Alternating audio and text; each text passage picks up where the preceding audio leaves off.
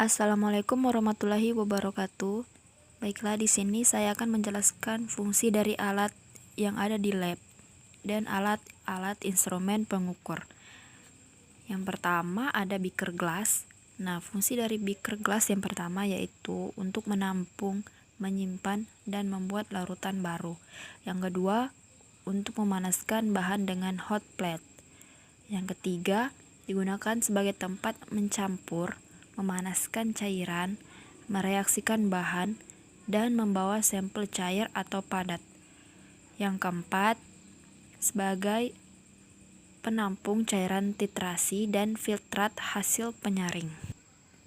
Yang kedua ada gelas ukur.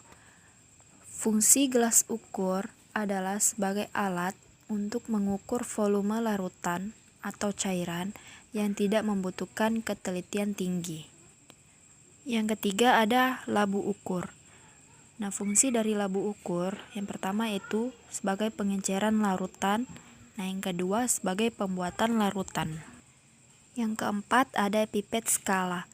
Pipet skala berfungsi untuk memindahkan cairan atau larutan ke dalam wadah dalam berbagai ukuran volume dan skala terbesar adalah 50 mili. Yang kelima ada pipet gondok. Fungsi dari pipet gondok adalah untuk mengambil larutan dengan volume tertentu sesuai dengan ukuran pipet gondok. Yang keenam ada pipet tetes.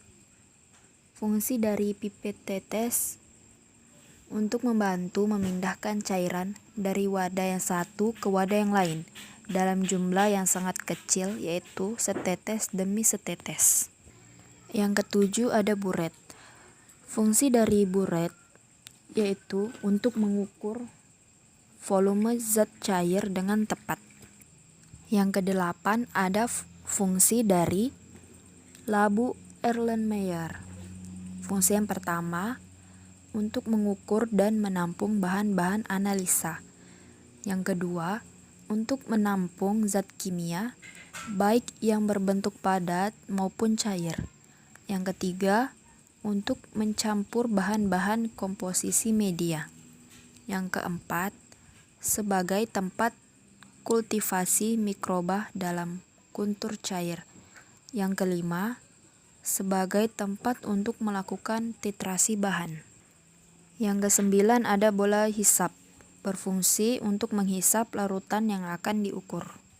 Yang kesepuluh ada cawan Petri, berfungsi untuk menumbuhkan sel dengan menyediakan ruang penyimpanan yang luas dan mencegahnya terkontaminasi dengan spesies lain. Selanjutnya ada fungsi dari alat instrumen pengukur. Yang pertama ada turbidimeter, yang berfungsi untuk menganalisa kekeruhan air atau larutan. Yang kedua ada deometer, yang berfungsi untuk mengukur jumlah kadar oksigen dalam suatu cairan. Yang ketiga ada spektrofotometer UV vis.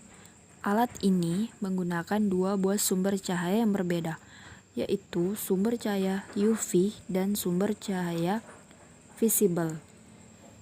Larutan yang dianalisis diukur serapan sinar ultraviolet atau sinar tampaknya. Konsentrasi larutan yang dianalisa akan sebanding dengan jumlah sinar yang diserap oleh zat yang terdapat dalam larutan tersebut.